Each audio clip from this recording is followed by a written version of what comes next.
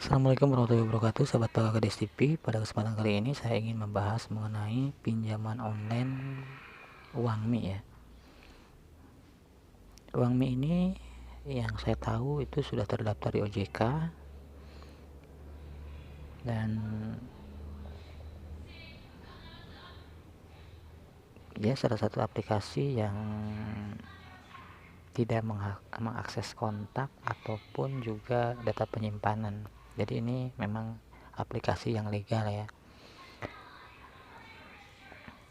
Saya di sini pernah minjam sebanyak 11 kali dengan kuota pinjaman sampai kuota pinjaman yang pernah saya pinjam itu tertinggi yaitu Rp2.600.000.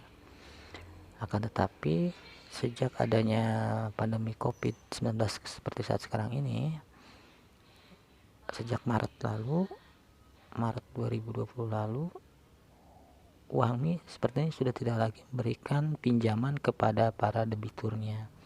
Seperti juga yang tampil pada aplikasi saya di sini. Di tampilan pertama, tampilan muka aplikasi Uangmi, hanya muncul Anda tidak memiliki kuota pinjaman saat ini. Padahal dari 10 kali saya meminjam, ini riwayat pinjaman saya ya. Ini saya dari mulai 1.600.000, 1.800.000. Ini nih hingga 2.600.000. Saya biasanya selalu diberikan pinjaman. Saya juga sempat ngecek ke akun Uangmi salah satu teman saya juga, dia pun Uangmi itu sudah tidak lagi memberikan pinjaman ya, tidak lagi mencairkan pinjaman. Mungkin mereka hanya menarik uang-uang yang masih berada di luar saja. Nah, di sini saya akan menceritakan masalah ketika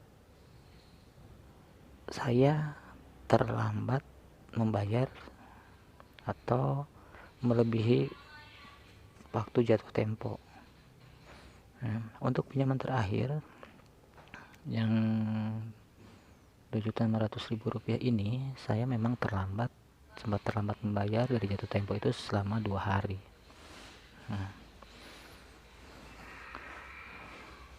Pihak selama terlambat 2 hari ini, setiap hari hingga beberapa kali pihak DC Uangmi itu selalu menelpon ke kontak saya dan juga selalu mengingatkan melalui SMS.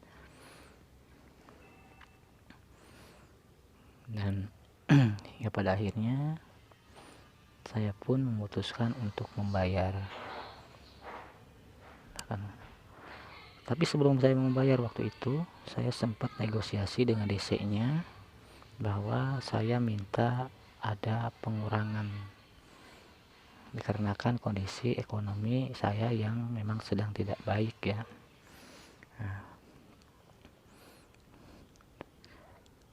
Seharusnya kalau memang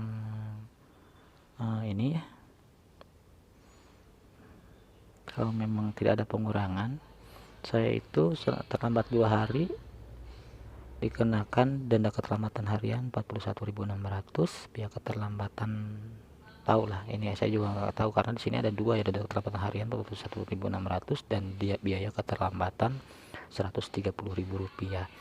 Itu maksudnya apa saya juga nggak ngerti ya, karena bisa ada dua begitu keterlambatannya, biayanya itu.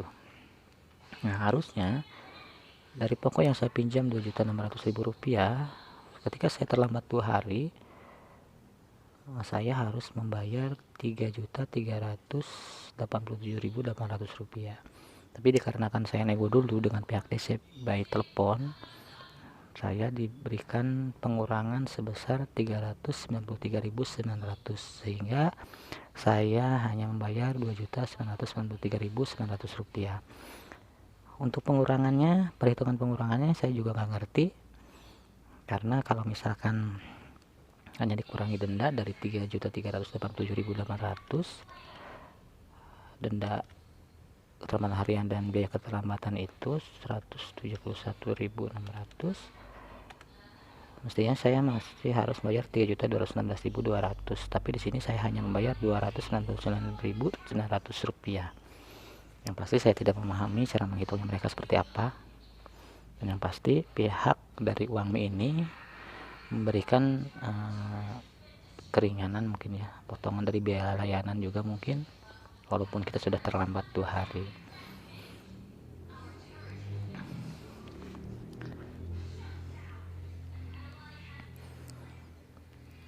Jika teman-teman bertanya apakah ada pinjaman Uangmi ini ketika kita terlambat bayar ada teror DC atau DC datang ke rumah untuk meneror ke kontak-kontak lain, sepertinya tidak ya.